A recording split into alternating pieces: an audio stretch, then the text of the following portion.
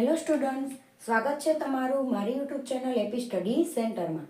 આજે આપણે શીખવાનું છે ધોરણ 10 પીએચ માપક્રમ એસિડ બેઝ અને ક્ષારમાં મોસ્ટ આઈએમપી ટોપિક છે. વારંવાર એમસીક્યુમાં અને ખાલી જગ્યામાં પૂછાય જ છે. તો સૌપ્રથમ આપણે શરૂઆત કરીએ. પીએચ માપક્રમ કોને કહેવાય? તો તેની વ્યાખ્યા: દ્રાવણમાં રહેલા હાઇડ્રોજન આયનની સાંદ્રતા માપવા માટેના માપક્રમને પીએચ માપક્રમ કહેવાય. સૌપ્રથમ શોધ કોણે કરી હતી? તો એસપીએલ સોરેન્સે. એસિડ અને બેઝની પ્રબળતા નક્કી કરવા માટે આપણે પીએચ માપક્રમનો ઉપયોગ કરીએ છીએ. ચલો હવે આપણે સ્ટાર્ટ કરશું. તો અહીંયા મેં રેડ કલરથી દર્શાવેલું છે એસિડ અને બ્લુ કલરથી દર્શાવેલું છે તે બેઝ છે. તો પીએચ માપક્રમની ક્યાંથી ક્યાં સુધીનું હોય? તો 0 થી 14 ની વચ્ચે હોય છે. 0 થી 7 ની વચ્ચે એસિડ કહેવાય અને 7 ને 14 ની વચ્ચે હોય તે બેઝ કહેવાય. 7 છે તે તટસ્થ કહેવાય, જેમ કે પીવાનું પાણી. જેમ જેમ આપણે ડાબી બાજુ જઈએ તેમ તેમ H+ આયનની સાંદ્રતા વધતી જાય અને જેમ જેમ જમણી બાજુ જઈએ તેમ OH- આયનની સાંદ્રતા વધતી જાય.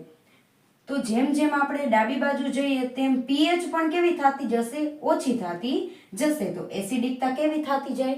વધારે થતી જશે. જેમ કે ઉદાહરણ તરીકે હું આપું તો અહીંયા 6 હોય અને અહીંયા 1 હોય, તો 6 કરતાં 1 વધુ એસિડિક કહેવાય છે. એવી જ રીતે જેમ જેમ આપણે જમણી બાજુ જઈએ તેમ પીએચ વધતી જશે, તો બેઝિકતા પણ કેવી થતી જશે? વધતી જશે. જેમ કે અહીંયા 8 છે અને અહીંયા 13 છે, તો 8 કરતાં 13 વધારે બેઝિક કહેવાય.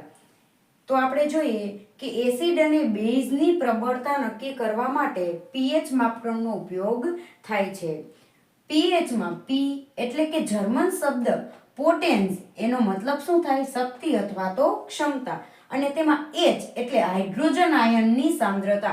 જેમ જેમ આપણે ડાબી બાજુ જઈએ તેમ હાઇડ્રોજન આયનની સાંદ્રતા કેવી થતી જાય? વધતી જશે. અને જેમ જમણી બાજુ જઈશું તેમ હાઇડ્રોજન આયનની સાંદ્રતા કેવી થતી જાય? ઘટતી જાય. અને OH- આયનની સાંદ્રતા કેવી થતી જશે? વધતી જશે. હવે 0 થી 14 ની વચ્ચે અંક આવેલા એસિડ હોય તો 0 થી 7 ની વચ્ચે હોય, જ્યારે બેઝ હોય તો 7 થી 14 ની વચ્ચે હોય.